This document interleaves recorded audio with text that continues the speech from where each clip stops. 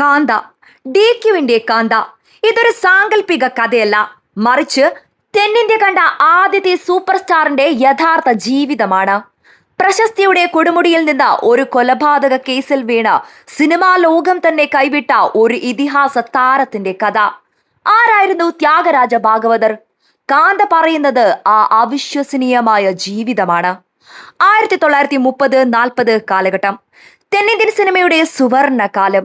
അന്ന് തെന്നിന്ത്യ അടക്കി ഭരിച്ചിരുന്ന ഒരു സൂപ്പർ സ്റ്റാർ ഉണ്ടായിരുന്നു, MK ത്യാഗരാജ ഭാഗവതർ.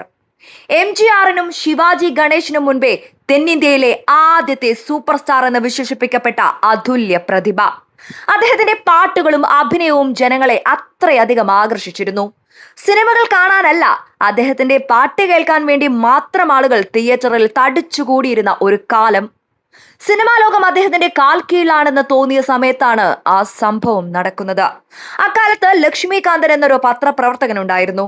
സിനിമാ താരങ്ങളുടെ സ്വകാര്യ ജീവിതത്തെക്കുറിച്ചും ഗോസിപ്പുകളും കിംവദന്തികളും എഴുതിയിരുന്ന ഒരു മാഗസിന്റെ ഉടമയായിരുന്നു അയാൾ. പല പ്രമുഖ താരങ്ങളും അയാളെ ഭയപ്പെട്ടിരുന്നു. ഒരു ദിവസം ലക്ഷ്മികാന്തൻ അതിദാരുണമായി കൊല്ലപ്പെട്ടു. സിനിമാ ലോകം ഞെട്ടി. എന്നാൽ അതിലും വലിയ ഞെട്ടൽ വരാനിരിക്കുന്നതേ ഉണ്ടായിരുന്നുള്ളൂ. ആ കൊലപാതകത്തിൽ ത്യാഗരാജ ഭാഗവതർക്കും അക്കാലത്തെ പ്രശസ്ത ഹാസ്യതാരം NS കൃഷ്ണനും പങ്കുണ്ടെന്ന് ആരോപണമുയർന്നു. കൊലപാതകത്തിന് ഇവർ പണം നൽകി എന്ന് ഒരു പ്രതി മൊഴിയും നൽകി.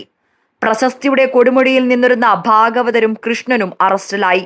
ആ സൂപ്പർ സ്റ്റാർ അഴിക്കുള്ളിലായി. ഏകദേശം 3 വർഷത്തോളം അവർ ജയിലിൽ കഴിഞ്ഞു. നീണ്ട നിയമ പോരാട്ടങ്ങൾക്കൊടുവിൽ സത്യം തെളിഞ്ഞു. അവർ നിരപരാധികളാണെന്ന് കോടതി കണ്ടെത്തി. 1947 ഇരുവരെയും വെറുതെ വിട്ടു. എന്നാൽ ജയിലിൽ നിന്ന് പുറത്തിറങ്ങിയ ഭാഗവതരെ കാത്തിരുന്നത് പഴയ സിനിമാ ലോകമായിരുന്നില്ല.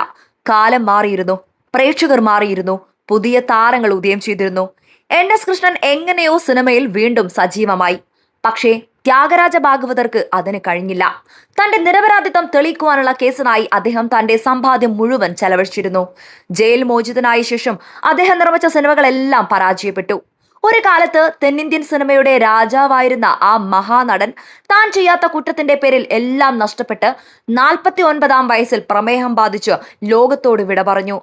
ഈ യഥാർത്ഥ ജീവിത കഥയാണ് ദുൽഖർ സൽമാൻ നായകനാകുന്ന കാന്ത എന്ന പുതിയ സിനിമയ്ക്ക് പ്രചോദനമായതെന്ന് സിനിമാ റിപ്പോർട്ടുകൾ പറയുന്നു.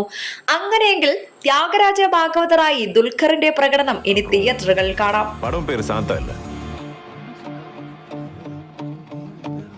കാന്ത ആഡിയൻസുക്കും പിടിക്കും.